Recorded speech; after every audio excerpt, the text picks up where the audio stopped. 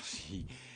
Jacques Krabal pour le groupe 2RDP. Oui, vous Merci. pouvez m'excuser d'arriver en retard, mais j'étais dans l'hémicycle, donc je prends quelques risques à m'exprimer sans avoir entendu M. Pépi. Une fois encore, nous allons parler des trains qui n'arrivent pas à l'heure, au détriment de des trains qui pourraient, eux, l'être. Mais en s'appuyant sur l'étude de UFC Que Choisir, qui concluait que 63% des clients de la SNCF sont satisfaits des services de la compagnie ferroviaire, contre 73% en 2006. La chute est plus importante encore en matière de ponctualité des trains, puisque 49% des sondés se disent satisfaits contre 71% il y a 6 ans. Donc il y a véritablement dans la perception de nos usagers une dégradation du service.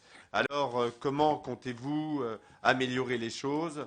Alors vous avez déclaré que la modernisation des trains et des voies est en marche. Donc comment tout cela va se concrétiser? Bien sûr, il y a certes, et c'est tant mieux, 30% de voyageurs supplémentaires dans les trains. Il faut donc moderniser la flotte, acquérir, et sous combien de temps tout cela pourra-t-il être fait?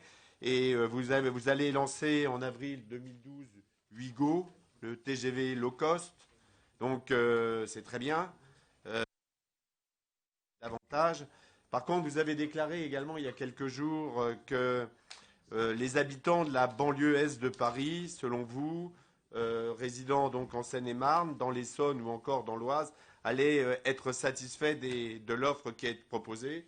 Se situant un petit peu plus à l'est, dans l'Aisne, je voudrais savoir si les Picards qui utilisent à hauteur de Château-Thierry en nombre 4000 usagers chaque jour pourront-ils bénéficier de ces améliorations. Donc, qu'en est-il de cette offre pour les usagers des TER? Et puisque je vous parle de notre ligne, je voudrais savoir qu'en est-il.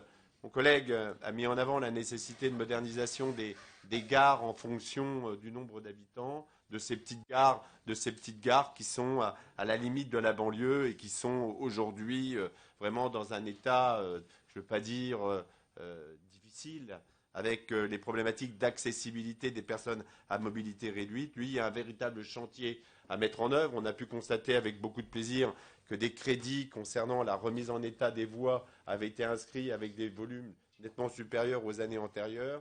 On sait que ce sera long. Donc, pour tout ça, je voudrais parler aussi du fret. Je voudrais parler du fret, savoir qu'en est-il de la mise en œuvre du fret sur la ligne, j'en ai déjà parlé, la ligne Reims, Fismes, Ferrand-Tardenois, la Ferté-Milon, Meaux. Et puis voilà les questions que je vais vous poser.